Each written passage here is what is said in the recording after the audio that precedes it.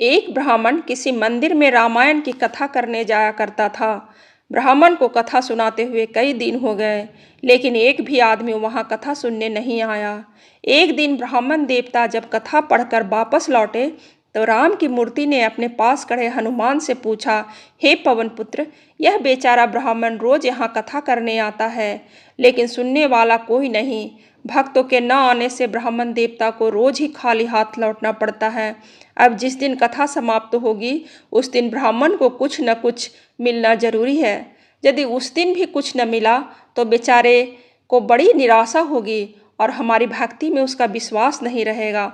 हनुमान जी ने उत्तर दिया, भगवान, आप इस बात की चिंता न कीजिए, आपके भक्तों का मैं पूरा पूरा ध्यान रखता हूँ। ब्राह्मण देवता की दक्षिणा का इंतजाम कर लिया गया है।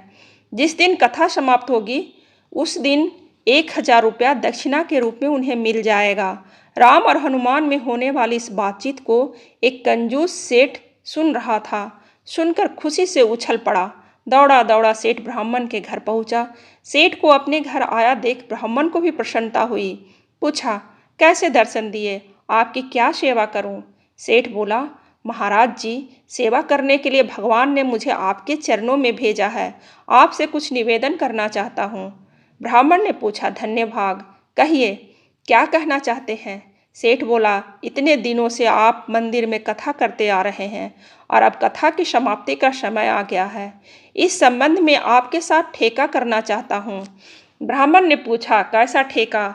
यही कि कथा की समाप्ति के दिन जो दान दक्षिणा अन्न वस्त्र आपको प्राप्त होगा वह मेरा रहा।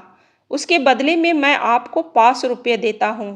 यह कहकर सेठ ने 5 रुपये निकालकर ब्राह्मण के सामने रख दिए। ब्राह्मण को हंसी आ गई। बोला, सेठ जी क्यों मेरी हंसी उड़ा रहे हैं? आप देख रहे हैं कि मैं कई दिनों से कथा कर रहा हूँ, लेकिन श्रोता तो एक भी नहीं आता। मुझे लगता है कि समाप्ति के दिन भी वहाँ कोई नहीं आएगा। जब लोग ही ना आएंगे तो दान दक्षिणा कहाँ से मिलेगी? सेठ बोला, कोई बात नहीं, चाहे कुछ भी मिले या न मिले, वो तो मेरे भाग्य की बात है। जितना मिलेगा वह मेरा रहा। उसके बदले में आप 5 रुपये रख लीजिए। सेठ के आग्रह पर पंडित जी ने रुपये ले लिए। वे मन ही मन प्रसन्न थे। जहाँ एक भी रुपया मिलने की आशा नहीं थी, वहाँ 5 रुपया उन्हें मुफ्त में आया लग रहा था। बात पक्की हो गई।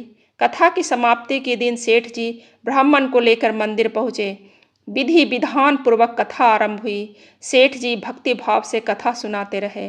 कथा की समाप्ति पर आरती हुई, लेकिन रुपया न मिला। सेठ जी ने सोचा, शायद भक्ति भाव और पूजा में कमी रह गई है। ब्राह्मण से बोले कि एक बार फिर भगवान की स्तुति करें। ब्राह्मण ने श्रद्धा से दोबारा उस स्तुति की और अपने घर लौट आए। रुपयों के लोभ में सेठ जी देर तक वहीं बैठे रहे। काफी समय हो गया, रुपया न आया तो हनुमान के आगे बार बार हाथ जोड़कर सिर झुकाने लगे। दोपहर हुई, फिर शाम हो आई।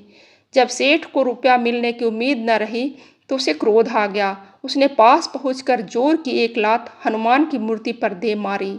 नतीजा यह कि लात के पड़ते ही सेठ की टांग वहीं फंस गई। अब तो लेने के देने पड़ गए। अपनी टांग छुड़ाने के लिए सेठ ने भरसक प्रयत्न किए, पूरा जोर लगा दिया, पर क्या मजाल कि टांग टस से मस भी हो। सभी दाव पेच बेकार हो गए। टांग फंसी तो फंसी रह गई। अब क्या किया जाए? चारों तरफ से रात का अंधेरा घिरने लगा। अंधेरा होने पर राम की मूर्ति से आवाज आती सुनाई दी। भगवान राम हनुमान से पूछते हैं, हे हनुमान जी, आज तो ब्राह्मण देवता कथा समाप्त कर चले ही गए, लेकिन हुआ क्या? कुछ दान दक्षिणा उन्हें प्राप्त हुई या खाली हाथ लौटना पड़ा? हनुमान की मूर्ति से उत्तर मिला, प्रभु, आपके भक्तों को खाली हाथ मैं नहीं जाने देता। ब्राह्मण देवता बहुत प्रसन्न हैं। कुछ दिनों पहले 5 रुपया एडवांस में दिलवा दिया था और अभी 5 रुपये में टांग गिरवी रखी है।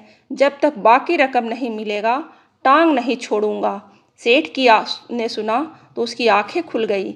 लगा कि 5 रुपया दिए बिना टांग नहीं छूटेगी। रात भर वह अपनी एक टांग के बल खड़ा रहा। सुबह हुई तो अपने घर संदेश भिजवा कर रुपया मंगा लिया और हनुमान के आगे रखकर क्षमा प्रार्थना की। तभी सेठ की टांग छूट सकी।